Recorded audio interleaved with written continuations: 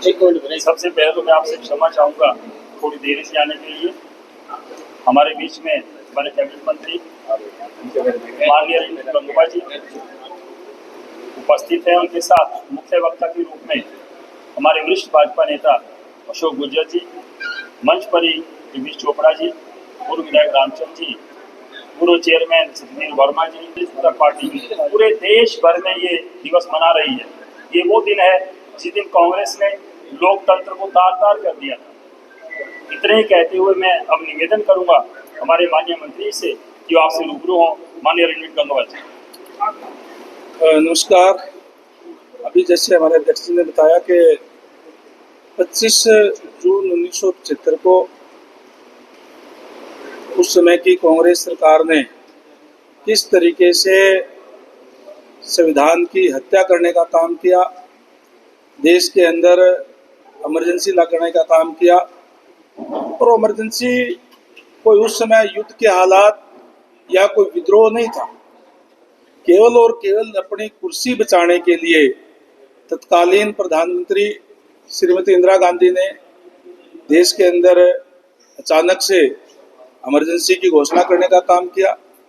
वो इसलिए घोषणा करने का काम किया क्योंकि उन्होंने 1971 के अंदर जो चुनाव लड़ा था उसको उसमें गलत तरीके से सरकारी संसाधनों का उपयोग किया और उनके विरोध के अंदर जो चुनाव लड़ रहे थे आदरणीय राजनारायण जी, जिन्होंने कोर्ट के अंदर उनके चुनाव को चैलेंज करने का काम किया और कोर्ट ने उनके अगेंस्ट फैसला दिया कि ये चुनाव उनका गैर संवैधानिक है और उसको रद्द करने का काम किया। 6 साल तक उनको चुनाव लड़ने की भी उनको पर रोक लगाने का काम किया।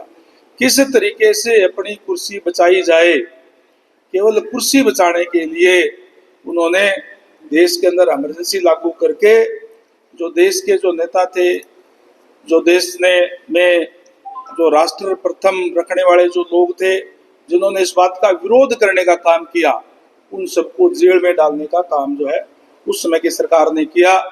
और अनेक हमारे जो नेता आदरणीय अटल बिहारी वाजपेयी जी, जॉर्ज फर्नांडिस जी, लाल कृष्ण आडवाणी जी, राजनाथ सिंह जी आदि को बहुत से ऐसे जो नेता थे जो उनके विरोधी थे, उन सबको जेल में डाल करके अनेक तरह की यातनाएं देने का काम किया। और इसीलिए आज के दिन को भारतीय जनता पार्टी जो है संविधान की हत्या दिवस के रूप में, काला दिन के रूप में जो है मनाने का काम करती है, क्योंकि इस तरह की जो गैर संवैधानिक जो घटना उन्होंने करने का काम किया केवल कुर्सी बचाने के लिए कि हमारी कुर्सी किस तरीके से बची रह जाए, और उन्होंने संविधान के अंदर संशोधन करके ये तमाम कार्य करने का काम किया। मुझे हैरानी होती है इस बात की जब देख करके कि आज की जो कांग्रेस के लोग, जिनकी आज भी वही मानसिकता है, क्योंकि देश को नीचा दिखाने के लिए अंतर्राष्ट्रीय स्तर पे भी वो इस तरीके की बयानबाजी, जो देश विरोधी बयानबाजी है, वो करने का काम अमेरिका में जाकर के, विदेश में जाकर के करने का काम जो करते हैं, तो वो उनकी वही मानसिकता है। और वो लोग जब चुनाव में गए तो किस तरीके से संविधान की पत्रिका हाथ में लेकर के उन्होंने ये बात कहने का काम किया कि अगर भारतीय जनता पार्टी दोबारा फिर तीसरी बार बन गई, आदरणीय नरेंद्र मोदी जी फिर अगर देश के प्रधानमंत्री बन गए तो देश के संविधान को बदलने का काम कर देंगे। और वो लोग जिन्होंने अपने कार्यकाल के अंदर संविधान की धज्जियां उड़ाने का काम किया हो, अनेक बार इस तरीके के गलत तरीके से संशोधन करने का काम किया हो, वो लोग यूं कह रहे हैं कि ये संविधान बदल देंगे और देश के लोगों को बरगलाने का काम भी जो है उन लोगों ने किया। लेकिन आज की जो देश की जनता है वो जागरूक जनता है और इसीलिए उनको सत्ता से बाहर लगातार, जिस पार्टी ने इस देश के अंदर सबसे ज्यादा लंबे समय तक राज किया हो, उसको लगातार तीसरी बार बाहर करने का काम जो है देश और प्रदेश की जनता ने करने का काम जो है वो किया है, क्योंकि उन्होंने लोकतंत्र की हत्या की। आज हम ये जो भी जिन लोगों ने, तो यहाँ के हमारे जो लोकल है, ये क्योंकि पूरे देश के अंदर जैसे अभी अध्यक्ष ने कहा कि मनाया जा रहा है, उन लोगों को भी हमने सम्मानित करने का काम किया है जिन लोगों ने उस दौरान में इस गैर संवैधानिक तरीके से जो आपातकालीन लगाया उसका विरोध कर किया, उनको जो जेल में डालने का काम किया था उनको भी हमने सम्मानित करने का काम किया है। और इस दिन को हम संविधान की हत्या के दिवस के रूप में जो हम मनाने का काम करते हैं। कोई रोल नहीं है। देश की आज़ादी के अंदर अनेक हमारे जो शहीद हैं उन्होंने जो है इस लड़ाई लड़के अपना बलिदान दे करके फिर देश को आज़ाद कराने का काम किया है। वो किसकी बात कर रहे हैं, क्या कह रहे हैं, किस टाइप की बात कर रहे हैं, वो तो वो ही जाने, उनकी मानसिकता जाने। बीजेपी भाजपा उस टाइम भारतीय जनता पार्टी थी जब देश की आज़ादी से पहले।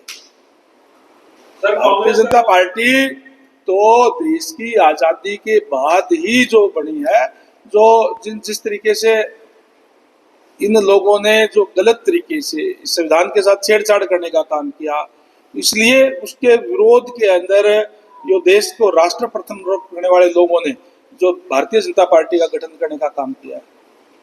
सर आप प्रजातंत्र है, प्रजातंत्र के अंदर जो इस 11 सालों के अंदर आदरणीय प्रधानमंत्री जी के नेतृत्व में जो कार्य हुए हैं, जो देश के अंदर जो ग्रोथ हुई है, आज हमें ये कहते हुए फख्र है कि कांग्रेस के से जब आदरणीय नरेंद्र भाई मोदी जी प्रधानमंत्री बने थे तब अर्थव्यवस्था 11वें नंबर पे थी, आज वो चौथे नंबर पर आ गई है। और माननीय प्रधानमंत्री जी जो टारगेट है कि हमें ये तीसरे नंबर पर हमारी जो है अर्थव्यवस्था बढ़नी चाहिए, और आज पूरा देश जानता है कि मोदी है तो मुमकिन है। और वो अभी आने वाले जो समय के अंदर एक टारगेट भी रखा है कि देश को जब 100 साल आजादी के हो जाएंगे तो देश विकसित राष्ट्र होगा, और निश्चित रूप से होगा। सर आप तीसरे देखिए, जो इतनी बड़ी हमारा जो देश है, इसके अंदर जो हमारी जो सरकार है, वो जो अंतिम व्यक्ति तक सरकारी सेवाओं का लाभ पहुंचे इस तरीके की व्यवस्था करने का काम किया है। तो कोरोना काल के से की बात हो, और चाहे जो बीपीएल धारक जो कार्ड धारक है लोग हैं, उनको आगे लाने के लिए इस तरीके की व्यवस्थाएं करने का काम किया। ये तो बड़ी बात है कि हम इतने लोगों को दे रहे हैं। सुप्रीम जी, हरियाणा की बात करें तो हरियाणा में लगातार विपक्ष आरोप और कोई शराब कारोबारी ठेका लेने को तैयार। देखिए, सरकार की तरफ से माननीय मुख्यमंत्री महोदय ने ये आपने बयान भी देखा होगा, कह भी दिया है और ये चेतावनी भी दिया है सबको कि जो भी क्राइम करने वाले लोग हैं किसी भी सूरत में बख्शे नहीं जाएंगे। क्राइम करने वाले या तो हरियाणा छोड़ देंगे या उनकी जगह जेल होगी। उस पर सख्ती से सरकार की तरफ से उनको निपटा जा रहा है और ये कार्रवाई शुरू है। लेकिन उनको एक इस तरह की उपाधि दे रहे हैं विपक्ष वाले। विपक्ष, देखिए, विपक्ष का काम, विपक्ष तो फ्रस्ट्रेशन के अंदर है कि किस तरीके से ये लोग सत्ता में रहने वाले थे, आज जो भी अच्छा काम करते हैं उनका भी विरोध करने का काम करते हैं। हमारे मुख्यमंत्री बड़े उदार दिल के हैं, हंसते हंसते भी वो लोगों का कार्य करते हैं और 24/7 कभी भी कोई भी जाए उस टाइम उनको मिल करके उनकी समस्या का समाधान करते हैं। देखिए, जो छात्र है वो हमारे अपने बच्चे हैं, और जैसे ये घटना हुई थी, घटना होने के बाद भी उनको बुलाया गया था। 2 बार तो मेरे साथ भी मीटिंग हुई थी। हमने कह दिया था कि अगर यूनिवर्सिटी प्रशासन ने, उनकी जो मांग थी वो ये थी कि जो स्टाइपेंड को लेकर के थी और जो एडमिशन को लेकर के थी कुछ, तो वो तमाम हमने उनको कह भी दिया था कि कोई बात को नहीं, वे वापस करा देते हैं, दोबारा इसके ऊपर विचार हो जाएगा। लेकिन वो उसको राजनीतिक अखाड़ा जो विपक्ष ने बढ़ाने का काम कर दिया। उनको उन बच्चों से कोई हित का मतलब नहीं है उनको तो केवल और केवल आज उनके पास कोई और काम है नहीं, उनके पास विरोध करने के लिए कुछ है ही नहीं। वो उनका मंच मिल गया, अगले दिन अखबार में फोटो आप लोग उनकी छाप देते हो, इसलिए जो है वो राजनीतिक अखाड़ा बना दिया। और उन बच्चों का भी जो है कैरियर से उनका कोई हित नहीं है। हमारे बच्चे हैं और निश्चित तौर पर हमने उनसे बातचीत हुई भी है, और थोड़ा सा और समझ में आ जाएगी तो मान जाएंगे। एक सीयूटी के लिए आज भी कई बच्चों ने यहाँ पे, कई जो पत्रकार साथियों ने कहा है, बाकी जो जहाँ तक सीईटी की जो बात थी कि वो साइट नहीं चल रही है, और साइट केवल जो सीएससी सेंटर वाले जो लोगों ने इस टाइप का धंधा बना लिया था, जिन्होंने गलत कार्य किए थे, उनकी साइट जरूर उसको ध्यान में रखा गया था ताकि कोई गलत कार्य ना हो। बाकी सारे चल रहे थे।